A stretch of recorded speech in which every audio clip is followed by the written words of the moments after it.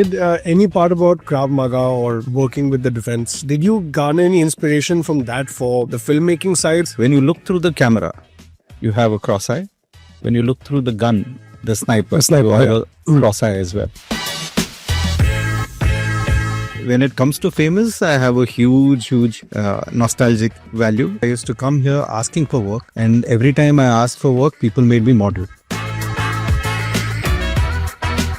In terms of the secret behind managing the quality of delivery to the brand, to the agency, what is your secret? We started doing video tests, and for me, the video test was so important that I would hire the DG Beta camera from Famous to shoot the video test, and this is unheard of. You said that Krav Maga is more of an art, but it also enables you or empowers you to, let's put it in very straight words, kill someone with your bare hands. So is that what really is? Yeah. Work is worship, then Famous is the temple. Okay. It's amazing. Ladies and gentlemen, welcome to the most exciting episode of Famous Talkies, episode 3. Today I have a very, very interesting guest. He's one of our closest friends, and I would say one of Famous Studios' closest friends. From a career that started in modeling to becoming a filmmaker, movies, advertising, and then different deep-rooted interests, especially national interest, where he took on the position of the director of the Krav Maga Foundation India. He has single-handedly trained a lot of the armed forces in the country, including police, paramilitary forces, etc., and eventually then got into one of his passion businesses, being a restaurateur. I've had the privilege of working with him when I started my career journey at Famous, but it was back in 1987 when he first stepped foot inside Famous Studios. And today we're going to uncover the mystery of Sanjay Shetty, who is our very, very, very, very close friend. And the idea of the podcast today, Sanjay, is that we would like to give our viewers an understanding, how your journey started, your association with Famous, your experiences with the wider industry, and how you adapted to change. Because 87 was a very different time, and now sitting in 2025, new technology, new way of dealing with people, the ecosystem has completely changed. And how you are able to manage your time between 3 completely different areas. Just take us through that journey. What drew you to this industry that we're both part of? And how did those early days shape your career? You get to speak a lot of things about a lot of things, but speaking about your own self and where you started your career, it's almost like, speaking out your autobiography, which is a little out of place. But at the same time, when it comes to Famous, I have a huge nostalgic value, and I guess it's always going to be there. In fact, I think I remember telling you, there was a point when we used to say, if work is worship, then Famous is the temple. Okay. That's amazing. Yeah. We used to always come and pray in front of Shiva. When I say we, I started this journey with a partner called Bipin Nadkarni. And, but yeah, before that, I used to come here asking for work. And every time I asked for work, people made me model. And I come from a family which is a family of industrialists. My father is an industrialist. He had buildings, he had printing presses and things like that. Yeah. But none of the 3 brothers were interested. We wanted to have our own. What was the response from your dad back in the day? Because as we know, in Indian families, when someone is running a business, they always want their kids to be professionally trained as an engineer, as a doctor. Yeah. Typically, it was like, you won't get any money from home. So you got to fend for yourself. Maybe we'll give you a shelter, we'll give you food, but that's about it. If you want to buy clothes, if you want to go for parties or whatever is you want to buy a cycle or a motorcycle, all at your expense. You got to fend for yourself. Right. Okay. So, yeah. So coming back to me coming to Famous, asking for work, people would make me model. And it was not only at Famous, like Shimantra Ghoshal, Equinox typically. When I would even go to MAD, Mukul Anand studio then, now it's Sunil Manchanda, but Mukul Anand would make me model for him. And Raj Kaushal has been a huge helper. So it's a sad thing that both of them are no more, Mukul Anand and Raj Kaushal. they would make me model. And in that, I was hoping to get a job eventually if I model. So I went on to model for over 28 odd ad films. Wow. And then I used to meet Shekhar Kapoor also. He made me act in a serial. So, and that went on for an action serial, which I enjoyed doing the action bit, but the dialogue bit I hated because you've only modeled before and you're not used to speaking dialogue. You're not used to dialogue delivery on screen. Yeah. Yeah. And in the process, I also ended up doing plays because that is the best way to, know that you can say a dialogue, but never I always wanted to get behind the camera. And all this stint about modeling, acting, and plays were so that I get enough money to support my martial art career. Because once I had stepped out of home, I knew that that money is also not coming from home. So tell me something, martial arts, is that something at what age did you kind of have this fascination to get into that form of, workout or training? Because, that time back in India, martial arts was not really a very well-known There were only discipline of There were only sport. two people. Okay. There was Parvez Mistry and there was Vispy Kapadia. Okay. Then from them the offshoots started. So I started at 8, quit when I was 13. 15 I joined again and then went on to give my black belt 7th degree. And where did you give this black belt exam? I started, my first black belt was with Jahangir Shroff. Okay. This is the other Parsi colony madrasa. Then my 7th degree was with the Cuban guy. Wow. He was training in India for some time. And the 2nd, 3rd, 4th, 5th, 6th dan was with different sensei. So how many levels do you need to achieve to become like? Yes, 10, but 10 is self-given. So you are a Renshi after 6. Okay. These are, but then karate was not practical for me. It's a beautiful art as a base. Then I went on to win 8 nationals in kickboxing. Then I won a world title. That was in Israel. And that is how Krav Maga happened. And then 12 years with their army training in and out. Oh, wow. Then, you mentioned about stories about you doing some special training in Israel with the forces there and, your close connection to that country as well. Initially, it was proper civilian training. Then it went on to bodyguard, then military, law enforcement, a SWAT team. Yeah. So it goes on and on there. So just for our viewers who might not really understand what happens, in the armed forces and what levels of training they go through. I remember once you mentioning to me when we were co-producing Shadistan together, you said that Krav Maga is more of an art. It's primarily a self-defense martial art, but it also enables you or empowers you to, let's put it in very straight words, kill someone with your bare hands. So is that what really is? Yeah. Yeah. See, whenever you speak about martial arts, you end up saying it's a self-defense art. This you take the offense to the opponent. Okay. You make sure you neutralize the opponent so that, you do not have to engage with him again. Or you push the person to a point where you can escape. So, yes, if you have to run from a fight, Krav Maga will encourage it because you live to fight another day. But if you think that you're cornered and you cannot escape, you make sure you neutralize your opponent. Understand.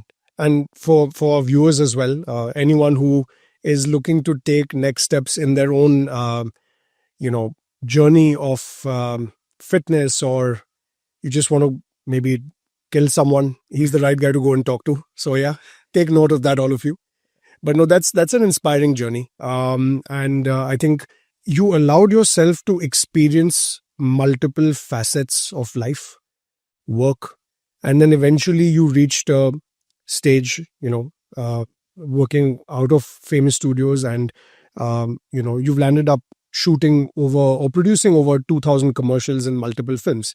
So in terms of the secret behind managing the quality of delivery to the brand, to the agency, what is your secret, and how did you manage to maintain a certain level of quality consistency? Because I know for a fact that you have been around for so long, and there are certain brands and agencies who always would want to come back to you and only you to produce content for them. So if you could share some with our viewers, that would be great. I'll tell you, when I started off doing production and typically asking for, as I said, I was asking for work.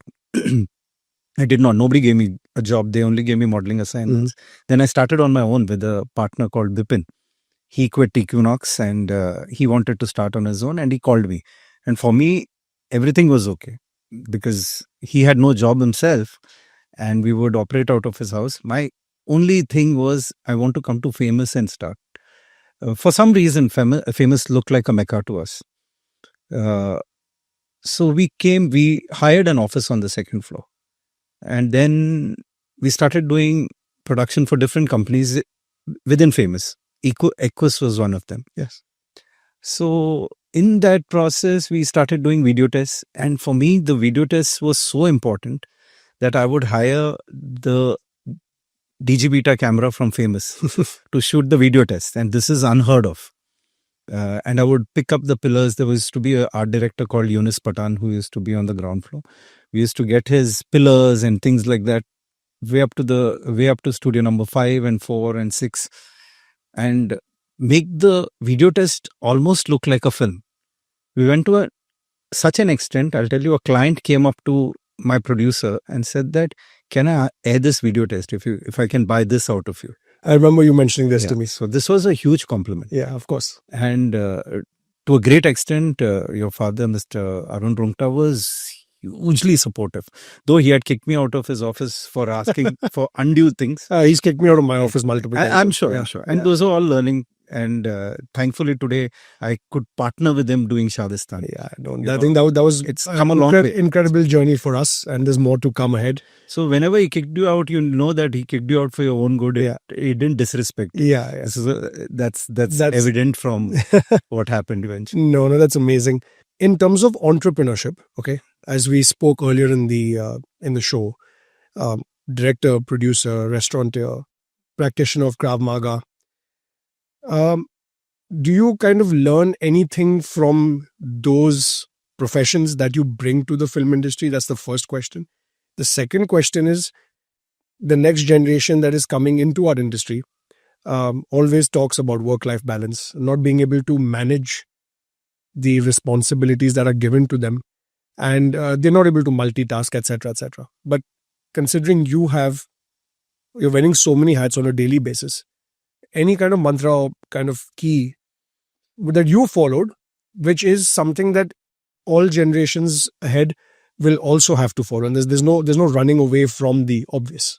I don't know if I have to answer this cleverly. I have to say that if you want to look like a superstar in the work that you do, you got to have an extremely boring lifestyle.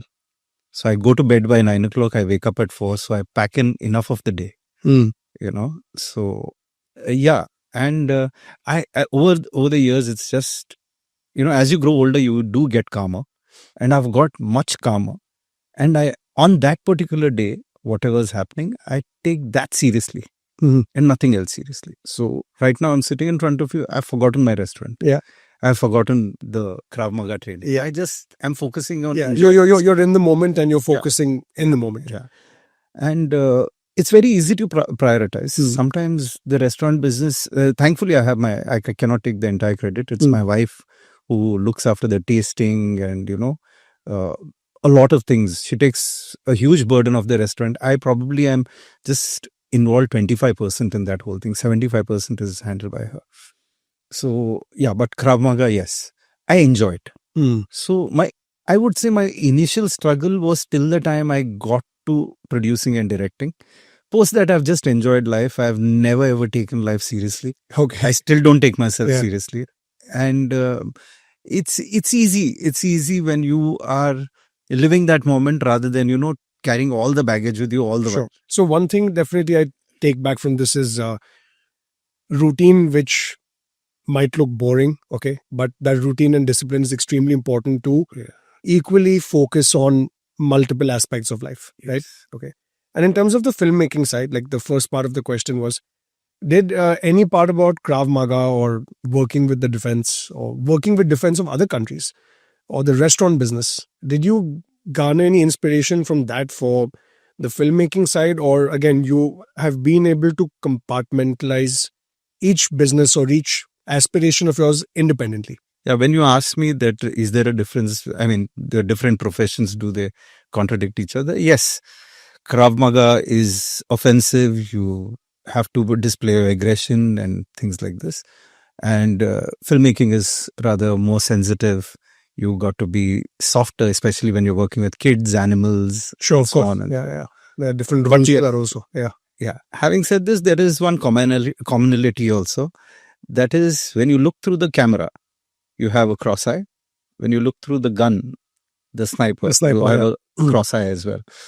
So, in fact, in Israel, once when we were doing the bodyguard training, the cross eye helped me when both the doors are open.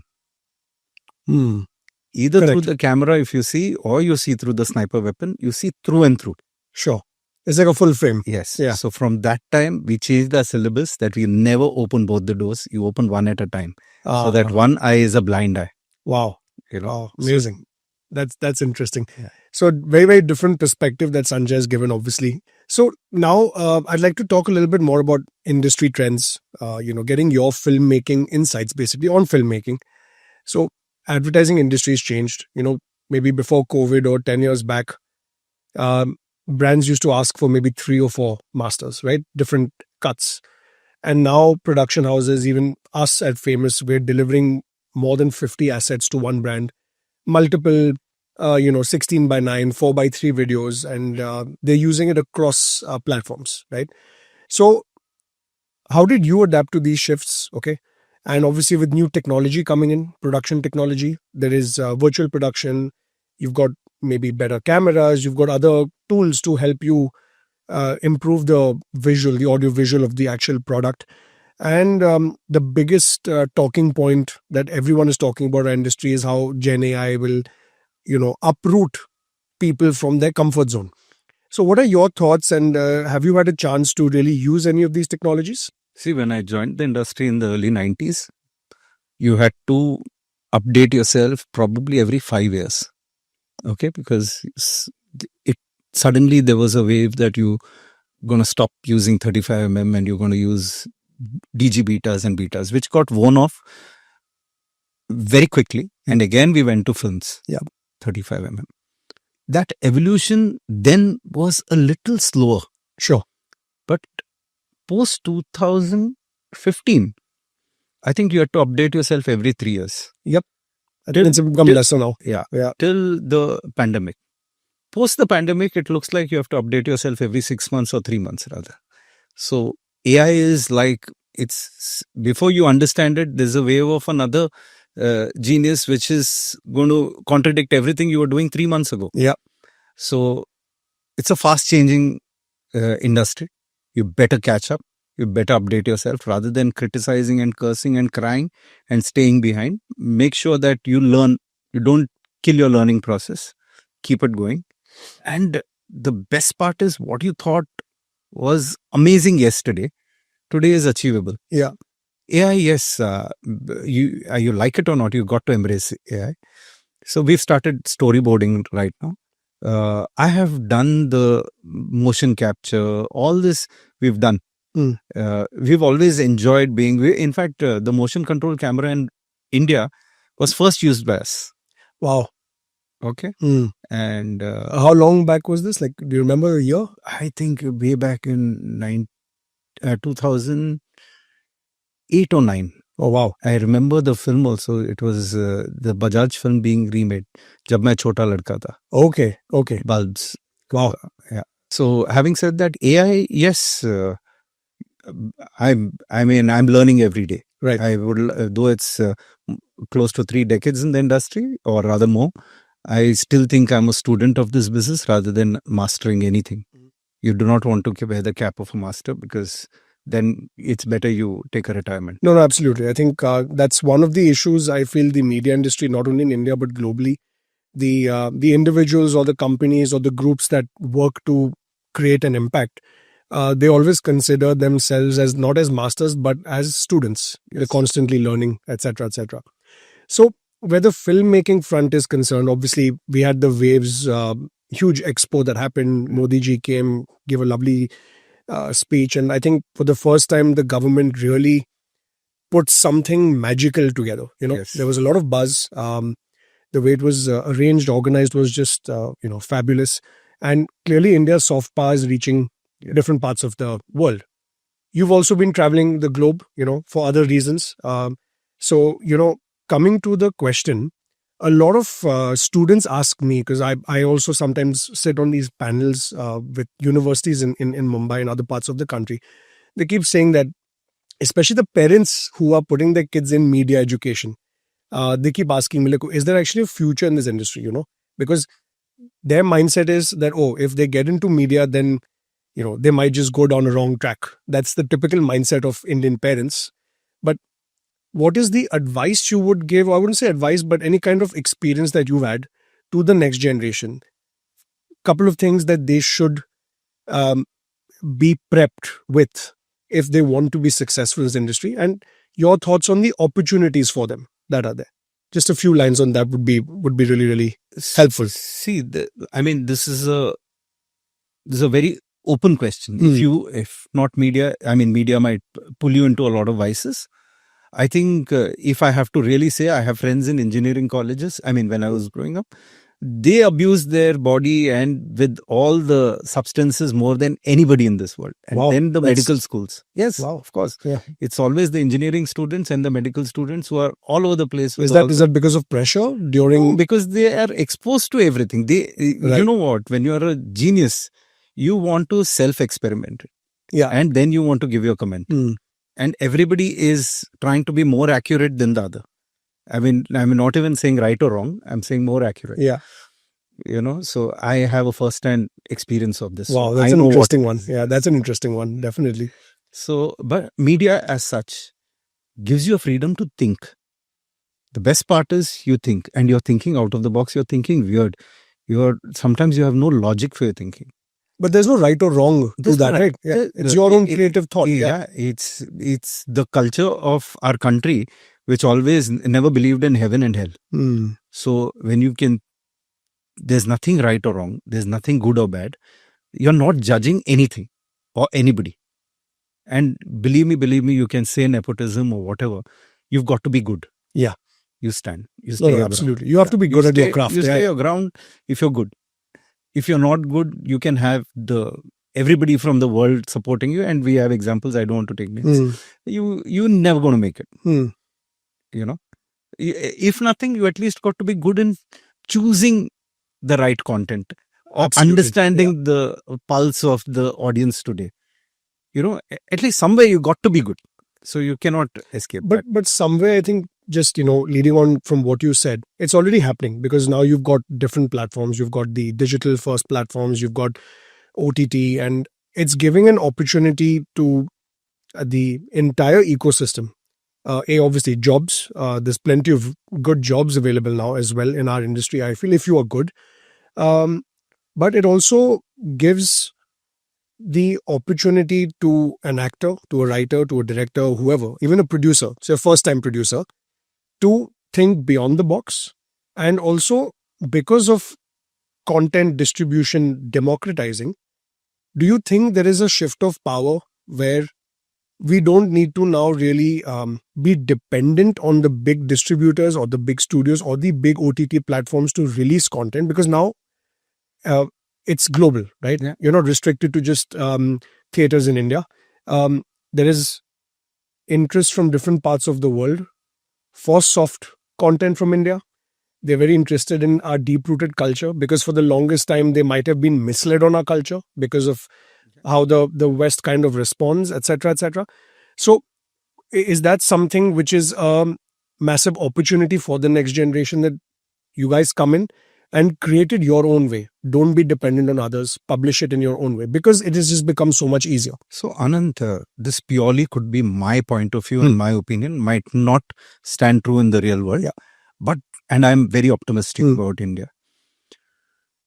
The fact that we are unique, we are exotic, we have color. If any other country, if I can look into other than India, which is closest, comes Brazil.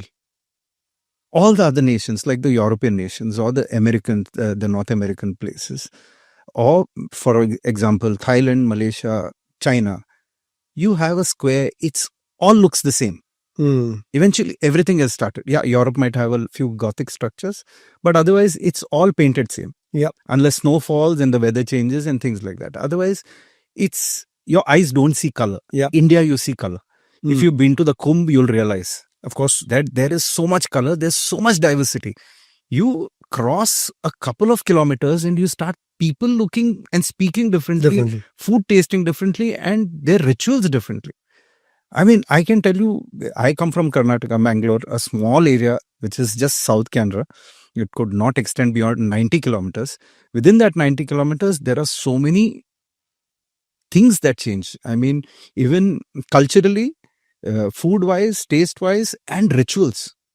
My God, the rituals, if you have to explain each ritual, believe me, if we put a team of 1,000 people here, every person's lifetime is less. Wow. And as far as distribution that you spoke about, I believe now the world is opening up to everything. As much as we may call this whole AI and the progress devilish, it's also a friend in disguise because it's making it easier. I don't think we are going to have stars anymore. We're going to have just somebody who appeals to me. And each one of us can have our own heroes. You don't need a mass hero. Even if a mass hero happens, then we will always have a talking point of why I like him and why I dislike him. So there is nothing as... There's only going to be one, I don't want to take a name, one Khan who I'm going to follow. It's going to be open for everyone. There are even small town guys who imitate Michael Jackson and I've seen some. Especially there's been hearing a lot of good talent coming out of the Northeast, But what musicians, they are musicians, rappers, actors.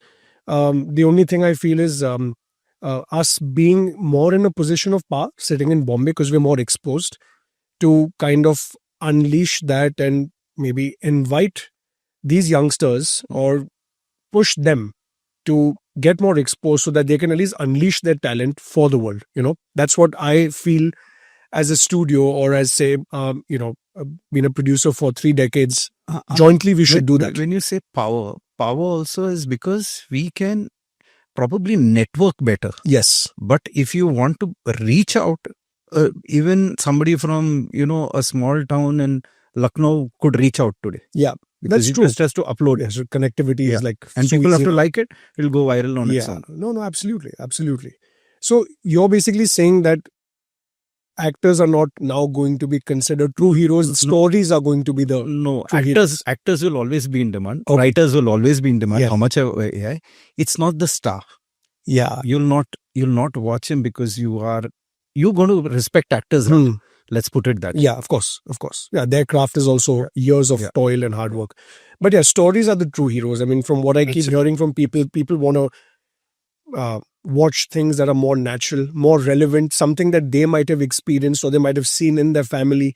That's what people relate to. That becomes a point of discussion, because just going and watching a movie, that's the first part of the experience. Then you go, you speak to your family about it. Oh, I saw that movie, and it's very relatable, and that's how the whole story part of it grows. And India is truly a land of stories. But there is a two part to this. The first part is your storytelling has to be, did you know?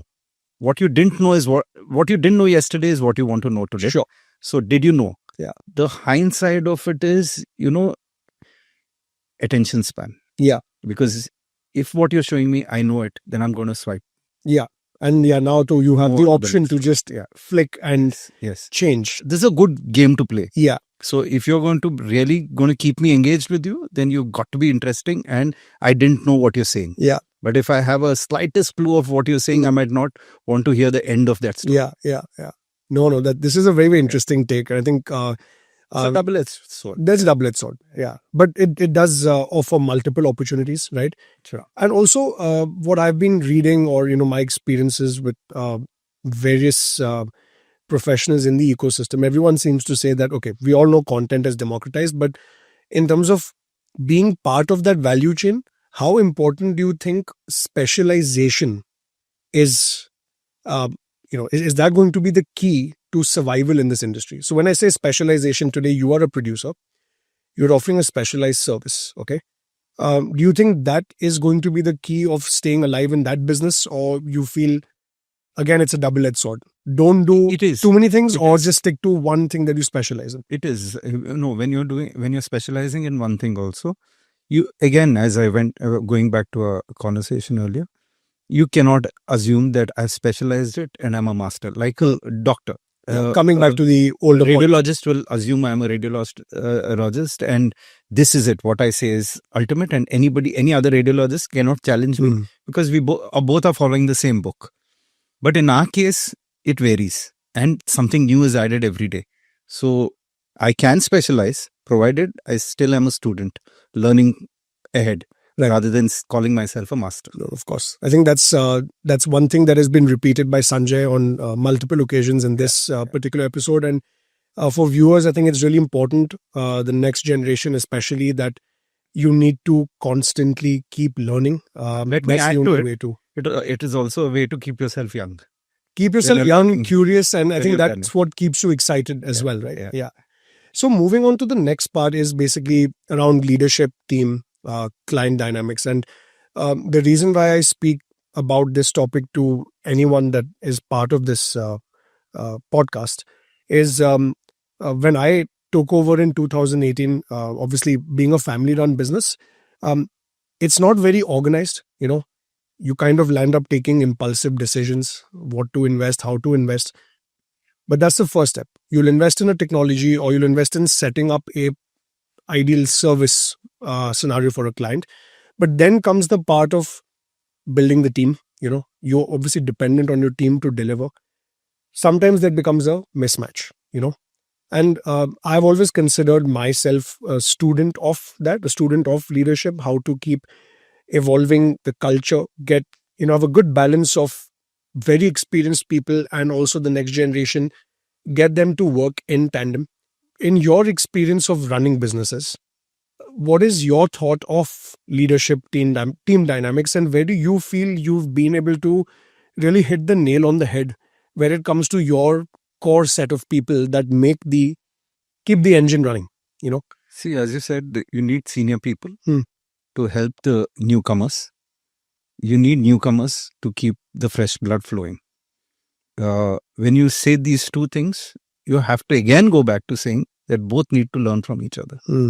If you're going to have a guy who's always going to give you a lecture, the young guy is not going to stick around. And this is easily said than done, because it's very difficult to get the senior people to say that I'm not going to be I'm not going to be respected, rather. I'm okay taking that disrespect as long as I know that I can hold on this guy and get something great out of him. This is all a matter of faith. Unfortunately, this is a business of knowledge where I'm adding faith to it. So if you get a newcomer who's erratic, who's going to be all over the place, have faith in him, nurture him. I'm sure he'll come out with something, and that is something that will give you the bonus points. Sure. Your scoring is going to be there from the youngsters eventually, not from the older guys. Can only hold the ground. No, fair enough. I think that's something we also experienced with many of the young talent, many of the young individuals that have come to Famous with almost zero experience, and they've really kept an open mind, kept a 180-degree view of what's going on, and they've also picked and learned multiple things, just how you did when you started your career, and they've stood by, but obviously you have the other set of people that maybe just come in more for their commercial interests, and they don't like to teach. They like to work in their own little parallel mindset. But then I guess that's the case in most businesses, most industries. That is something that is not going to hold on for a long time, because then you're a frog in your own well. Yeah. If it's a well, I don't mind. But if it's your own well, that means you're limited. You're not opening yourself to even understanding other perceptions. It's a very sad thing if people are going to close their books and write their essays. But it is a learning curve. Yeah. If you realize this early in life, you'll improve yourself. If you realize it late in life, it's obviously as a grumpy old man. Very tough to change yourself the older you grow. Yeah. So coming to leadership, team dynamics, and obviously our industry revolves around how good you are creatively, right? There's always this tough discussion, and now it's become even more relevant, even globally. In Hollywood, they say that the ones making the movies are accountants. The movies are kind of made based on Excel sheets. And that's one of the reasons why films are not doing that well, because they don't have creative pull anymore, right? Another saying is the same IP is being recycled. For example, say a Marvel or a DC Comics. There's so much content coming out for each of the so called hero characters. It's becoming a bit boring to watch. There is a very thin line between creativity and the money that goes behind it and what you earn from it. I'm sure you've had multiple experiences of, oh, I have a reference point and this is how I want to make the film. But maybe the client doesn't have the budget to achieve it, because you need to have certain tech and the right people to back it. You need to give it time in pre production, in production, and in post for it to have a similar quality, or a quality that no one has ever seen. How did you manage the creative side and the financial side? I mean, give us an example where you faced a challenge, but you were able to pull out of it, or bring out a fantastic result. Anand, this is a very interesting question, because you're answering this all the while to your own self. Yeah. So 9 out of 10 times you cannot make a film listening to a corporate structure that you got to tick all the boxes to get it right. In fact, you have to tick one box. You have to ask yourself, heart of hearts, whether would I like to watch this? And there are some stories, would I like to tell? Or would I like to hear it from someone else? When I say hear it from someone else, I would rather let somebody else make a film on this rather than make myself, because I think this is too risky and this might not work. So there are this question, if you answer it heart of heart, you will know that this is a story which I must tell. Like, if as you earlier mentioned, that I'm into Krav Maga, military and things like this. If you give me a story on these lines, I have a DNA towards it. I have a liking. It's to it. your passion. It's right? my passion. It's your I'll area. be able to tell. You ask me to tell a family drama, a couple going through divorce, I might not be the best person. I should know which are the stories which I want to say. If you say that I want to try my hands on this, it's a very expensive art.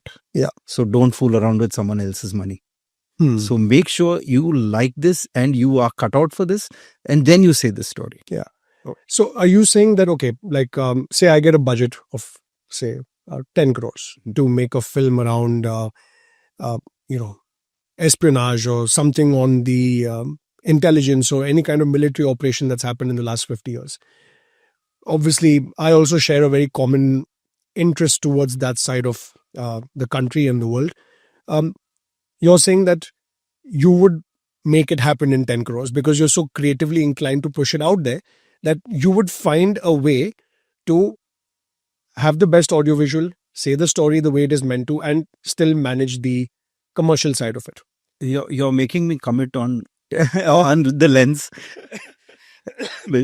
But no, see, today you're in an era where AI supports you to do a lot of things, like your landscape background, your aerial shots.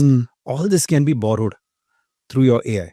And I'm not aversive of using this, because I don't think if it's amalgamation of a few thousand algorithms which come together and form something, I'd rather use it, because I visualize it in a certain way, and this is helping me give that same vision. So I would use it. And yes, why not? And you start respecting money because you have technology. Yes, of course. Okay. But having said this, if you have done it in 10 crores a film, you better have another 5 to 6 crores to promote it. Yes, absolutely. 100%. You just can't leave it at that. Yes. You made a film and only you know about it. That doesn't work. That's not going to work. Right? You're not going to be the only audience watching it. Okay. So, jumping back to your fitness journey, and you mentioned that you started at a very young age, right?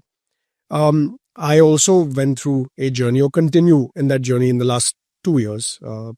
And there's a lot more that I need to achieve where fitness is concerned. How important is health and fitness today when it comes to the new world where everyone's running around, our lifestyles are changing, it's getting messier.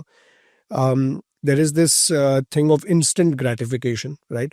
Food is available on a click of a button, right? What would you like to share as an experience where you being fit has helped you in situations to get out of a sticky situation, or how important is fitness? See, by and large, fitness is very important. You're in this business or any business, Hmm. whatever you do, even if you're a banker. See, everybody likes to interact with somebody who's a pleasant person. Sure. So if you're having a backache, you're definitely not a pleasant person. Hmm. If you're having a shoulder pain, it's going to show on your face. Yeah. If you're overweight, you're disinterested, you are not going to stay there for a longer time. Your staying power is decreased. If you're going to sit and have a chat over a long conversation in a conference room, you're not going to be able to sit. And you're going to be hungry time and again. It is a two-way thing. As important, as much importance you'll give exercise or working out, you'll have to give to what you eat. Of course. Yeah. And how much you eat. Mm-hmm. You know? So obviously the nutrition part is extremely important. Thing. Yeah. You don't think that if I just work out and I can eat all the things in the world, it's not going to work for you. If you're just going to stick to just the correct food and not work out, that is also not going to stick hold good. You know, so it's a two-way process, and I think fitness is, at least for me, if I have not worked out that day, I start feeling guilty. I start thinking, I don't deserve to eat. Yeah, that's usually what happens. You know, when you get into that journey, it becomes part of your life. It becomes, you're guilt-stricken. And as you age, if you have especially done any resistance training, you'll realize the importance. You'll see people who are your contemporaries, and you'll realize that you're better off, or you're lagging behind. No, 100%. No, that's a very, very good piece of I would say advice and experience to our viewers. Definitely don't take fitness lightly, guys. It's very, very important in today's world. It's what you carry. You might not have your house everywhere, you might not have your car everywhere, but definitely you're carrying your body everywhere. Yeah, you've got the energy to at least get things done. Facing people with your with your aura, or with your personality. Correct. So looking back, which is one project, irrespective, it could be film or it could be the army part or restaurants or whatever, that tested you the most, and what is it that you learned from it? The army part I can't tell you. No, which is for sure. Which is okay. I'll have to kill you, me, and everybody else. I'll have to tell you, but then I'll have to kill you. The famous line from Top Gun. Yeah, Top Gun. Yeah. Films, I can tell you one very sweet thing. My wife got labor pain at night, 1:30. Wow. And she delivered at 5:30. And you were in the midst of shooting. I was supposed to shoot next morning. Oh. A Horlicks film. Okay. Sorry, I mentioned a brand. I was supposed to shoot a film for some milk chocolate. Yeah.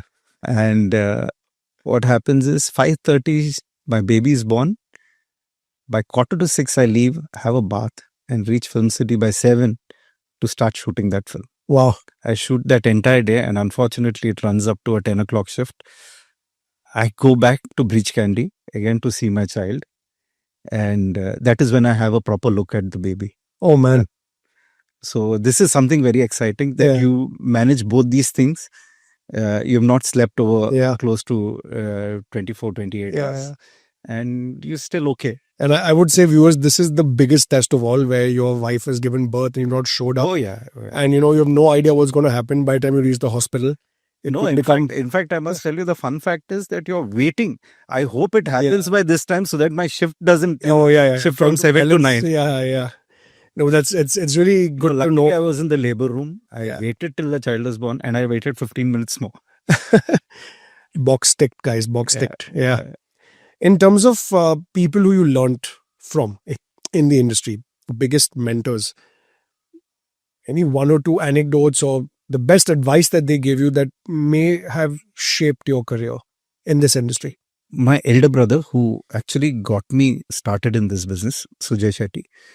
After that, it's Bipin Nadkarni, my ex-partner, who made it very clear, Sanjay, whatever you do, promise less than what you can deliver and deliver more than what you can promise. And that's worked for me wonderfully well. He's always said, you do it, but don't promise it beforehand, because then, the expectations go so far that you might not live up to it. Mm. And that worked for me fantastically well. And as far as learning goes, the learning is on, as I said. Yeah, that's amazing. Yeah. I love that response. Learning is always on. So, in terms of future and legacy, Sanjay, what's next for, or in the world of Sanjay Shekhar Shetty, what is the next big thing, or what are the aspirations, and what is maybe a couple of things that you would like to do but you've not had the time to do? Nothing. I'm doing everything that I like to do. Honestly, after, as I said, after that struggle period, I don't think I have worked a single day. I've only done what I enjoy doing. That's amazing. Oh, that's amazing. And I enjoy doing everything. We are doing another film together. Yes, Both of that we are. Yeah. Yes. And I'd like to live one day at a time. Yes. I have a lot of scripts after that also, but it depends what the circumstances are. Like we were in the brink of a war, which would have gone on, and all our plans would have changed. Yes, absolutely. So I don't think too far. At the same time, I have one next going all the while in my head. No, I think that's a very it's a very humble answer, I would say. And I think below all that humility, there is a lot of achievement, guys. So, do read between the lines, I think. Yeah. And now we'll go into the last part of our thing, which is our little quirky rapid fire. Okay. Sure. It's like a 1-minute challenge. So whatever comes to your mind first. Okay. If your life was a Bollywood movie, what would the title be? Imtihan. Okay. One recent commercial that caught your attention instantly. The Amir Khan and the Dream11 ads. Okay. What's a film myth you wish people would stop believing? I know what audience are going to like. Okay. Classic one. Yeah. What's the most 90s thing you've done on set that would shock the Gen Z today? Oh, I've done Yado Ki Barat remake with kids singing that song. Kya hua tera wada. Oh, wow. Okay. What's the weirdest prop you've ever had to source for a shoot? Can I tell it on camera? Yeah. I had to get a blouse which was supposed to be golden in color. Okay. And finally we didn't get it, so we painted it gold. Oh, that's hilarious. How did it look? Good. Look painted. Okay. If you could ban one word from all ad scripts forever, what would it be?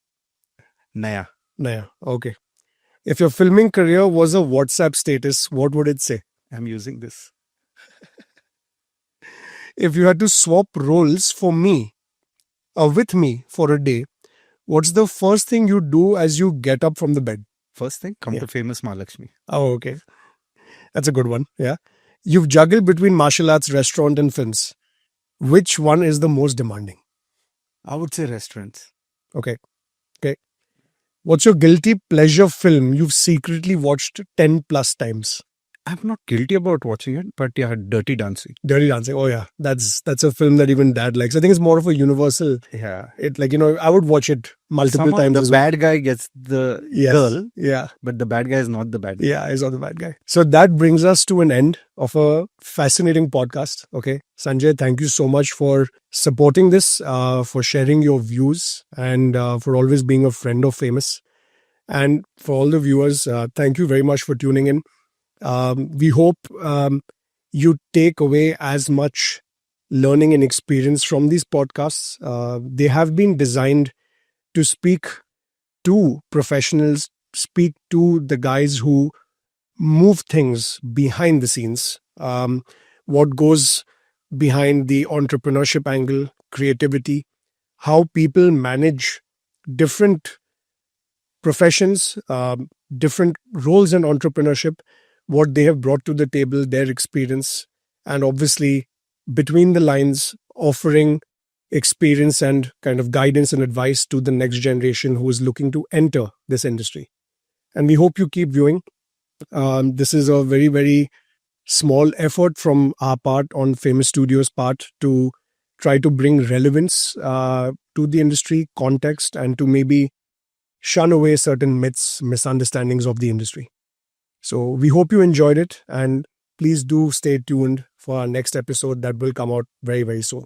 Thank you very much for having me. Thank you so much, Sanjay. So much. And it was a pleasure having you. Same, I enjoyed myself. Yeah. Thank you, Sanjay. Thank you. Thank you.